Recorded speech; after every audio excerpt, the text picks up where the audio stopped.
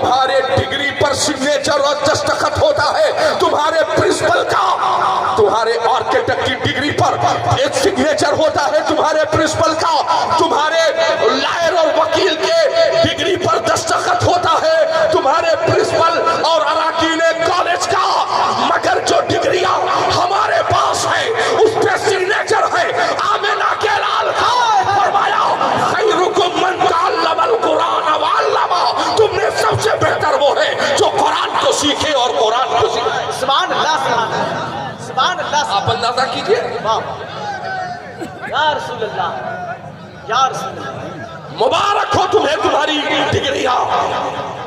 हम तुम्हारी डिग्रियों की मुखालफत नहीं करते,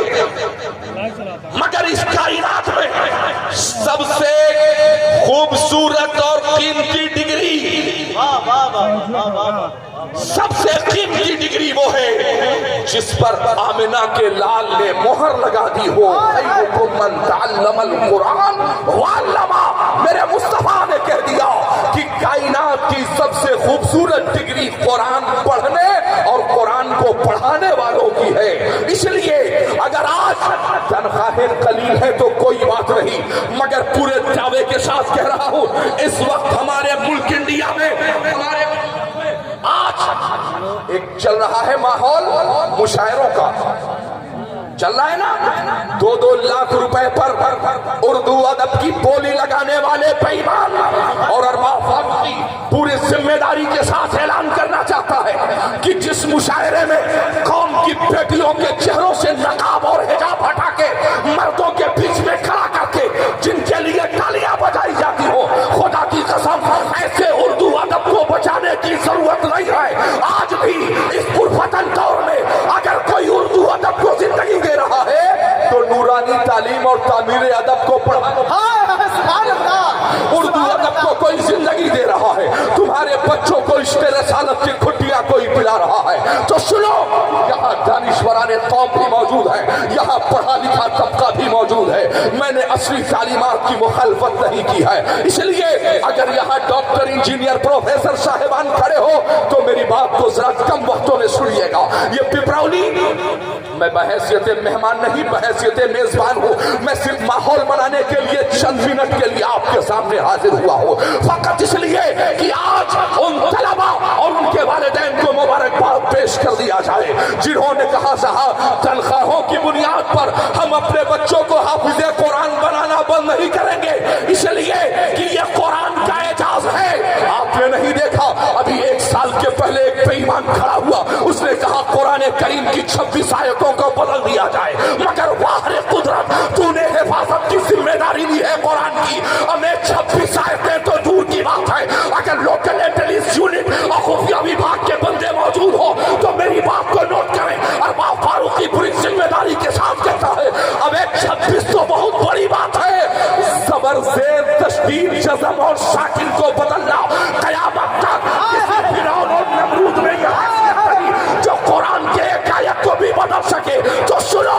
नारा ना लगाइए, बैठिए, जज्बात से काम न लीजिए, मेरी बात को सुनिएगा। उसने कहा था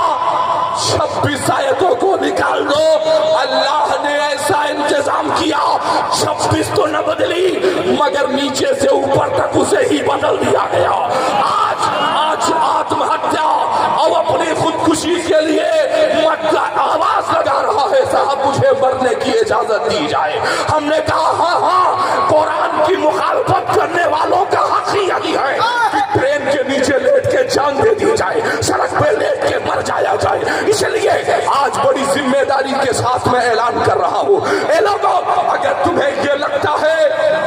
कि बेटा हाफिज बनेगा तो गरीब होगा, बेटा कारी बनेगा तो गरीब होगा, आओ अपनी जमात से हमारी जमात का मुआवजा करो साहब, आओ यही मुनाजरे का स्टेज लगा लो। खड़े हो गए डॉक्टर, इंजीनियर, प्रोफेसर की साहब कैसी गुफ्तगू हो रही है। आपके कहने का मतलब यह है कि 5 बच्चों को हाफिजे कुरान बना दिया जाए। हमने कहा अगर 5 बच्चों को हाफिजे कुरान नहीं बना सकते, मगर कम अज कम तुम्हारे बच्चों को इतना इल्म हो कि نماز پڑھنا ضروری ہے، مگر نماز جب بھی پڑھی جائے گی تو وفادار مصطفیٰ کے پیچھے پڑھی جائے گی، غدار مصطفیٰ کے پیچھے نماز نہیں ہو سکتی۔ تمہارے بچوں کو اتنا علم تو ہونا چاہیے جائز کیا ہے، ناجائز کیا ہے، حلال کیا ہے، حرام کیا ہے، صحیح کیا ہے، غلط کیا ہے۔ تمہارے بچوں کو اتنا آج اتنے ماڈرن ہو گئے لوگ۔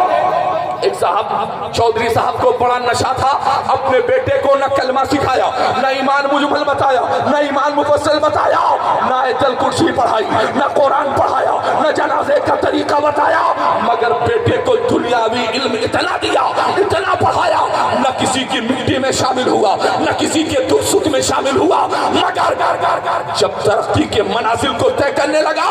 تو چھوٹی موٹی نوکری نہیں، کمشنر بن گیا، کمشنر، مگر کبھی کسی کے دکھ درد میں شامل نہ ہوا۔ کمشنر کی کرسی سنبھالنے والا بندہ ایک دن اسے وائرلیس ہوا کہ صاحب آپ کے ابو کا انتقال ہو گیا ہے، ابو کا انتقال ہوا۔ کمشنر صاحب نے لیو لیا، چھٹی لی، بھاگے ہوئے گھر پہنچ گئے۔ اب نہ انہیں نہلانے کا طریقہ، نہ انہیں کفن پہنانے کا طریقہ، نہ انہیں دعائے میت یاد، اور افسوس والائے افسوس یہ، ستم والائے ستم یہ کہ جب جنازے کے لیے لوگ سب باندھ کے کھڑے ہو گئے